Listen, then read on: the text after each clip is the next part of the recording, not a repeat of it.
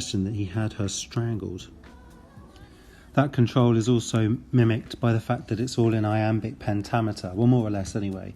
It has that rhythm. There are 10 syllables per line. It's generally, when you speak it, it sounds iambic. That's my last Duchess painted on the wall, looking as if she were alive. I call that piece a wonder. Now for our Pandulph's hands work busily a day, and there she stands. Wilt please you sit and look at her, I said, for our Pandulph's by design, for never read. It's not perfect, but certainly the intention there was to have this controlled rhythm and the rhyming couplets all the way through. So although he's rambling and he's talking in this one long monologue unbroken stanza, behind it all there's this sinister control. When we're talking about the language seems to achieve two things. It tells us about his character, the Duke's character, and then secondly the emotions with which he deals with his relationship with his wife. And the first thing we can identify in his language, right at the beginning of the poem in fact, is he just doesn't care for his wife. He calls her my last Duchess, a possessive pronoun suggesting he owns her. There's the adjective last, his last Duchess, which suggests there's many more, that there's nothing particularly important about her. And also notice she's never actually named, a bit like Curly's wife. The fact that she doesn't have a name, he just calls her my last Duchess again, and with that possessive pronoun suggests that she is just a possession. Really interestingly, who is named? The artist of the painting.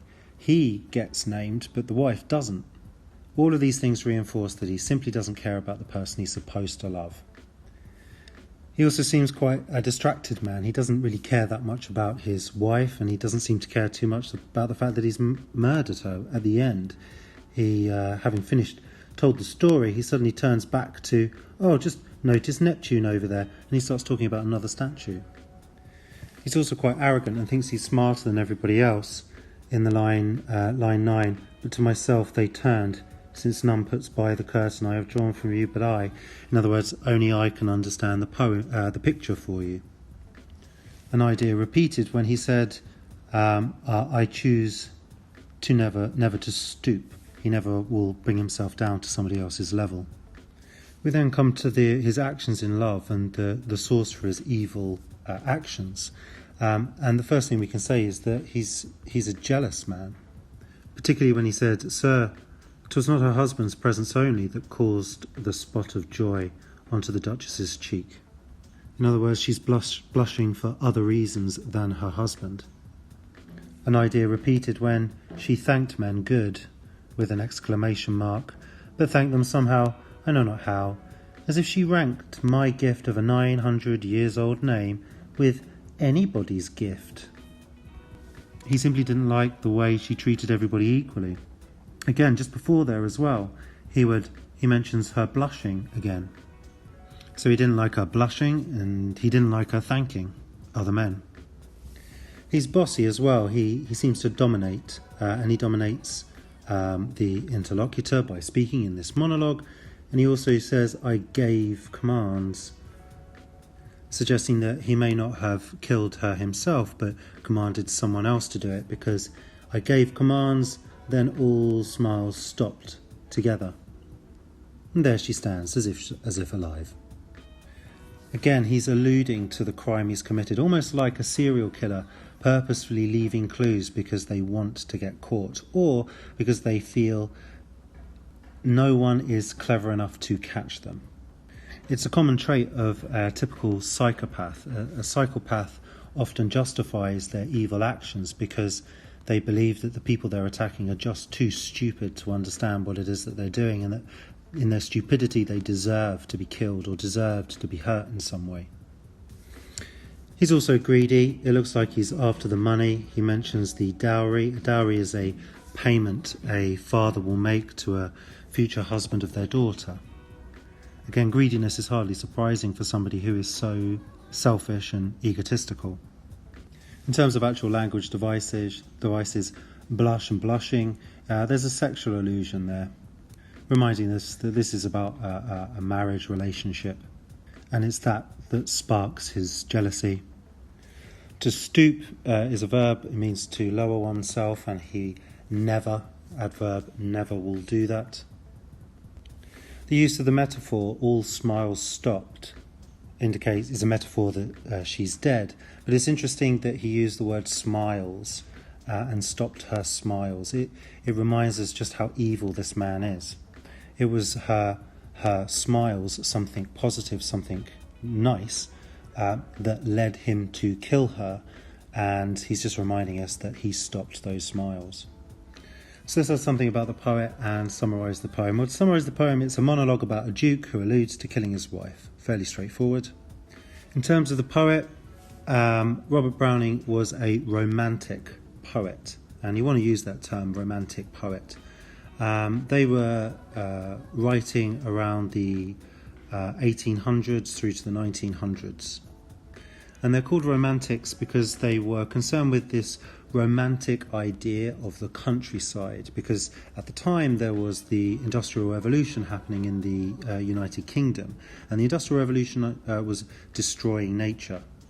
The Romantics were very concerned with the abuse of capitalism's power, the abuse of the factory owner's power, the abuse of money's power to destroy all these beautiful things around us. And in a similar way, the abuse of power by the Duke reflects the destruction of the beauty, which is the wife.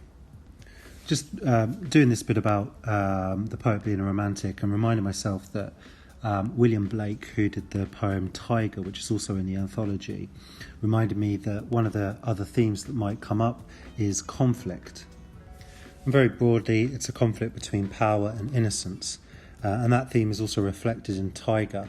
Conflict also mixes quite well into the theme of relationships, particularly with this one, because this is a bad relationship, it's a conflicting relationship. And you could compare it to other poems where there isn't a conflict in relationships. Take, for example, poem 39 or Piano. There isn't a conflict in the relationships with people there. It's a positive relationship, whereas in this one, it's a negative. So in terms of comparing this poem with other ones, it kind of depends on the themes. If the themes are conflict, death, war or dominance, then Tiger would be a good one, about the tiger representing nature and how it was created by an almighty power. Search for My Tongue may be culture dominating somebody, but in that poem they come to a resolution rather than murdering the culture instead. If you're talking about love, then a good contrast would be Sonnet 116, which talks about the beauty of marriage, the beauty of love. La Belle Dame sans Merci, the suffering of love. You could talk about how the knight in that poem suffers and contrast it to the way the Duke suffers. Remember, you could contrast the way that the narrator in Remember wants to not be forgotten, whereas the Duke here just simply forgets his wife. And slightly more abstract, but remembering conflict, the way the Duke remembers his conflict with his wife versus the way the war photographer remembers the conflicts he experienced. And finally, just to give you an example of how you could compare two poems with My Last Duchess, and I've picked Sonnet 116 and I've chosen to compare the form. And I thought about comparing their treatment of love, or indeed the opposite, the treatment of conflict. But let's say love. In Sonnet 116, that poem is about the equality of marriage. In My Last Duchess, it's about the inequality of marriage. In Sonnet 116, the form is a regular sonnet, has a regular sonnet structure, and I think that reflects the balance of powers, the regular rules of rhythm and rhyme, so that everything is brought together and the powers within that poem are controlled and balanced. Whereas in My Last Duchess, it's a domineering monologue which reflects the overbearing power of one person over the other. You could then go on to make similar comparisons with structure and also the use of language.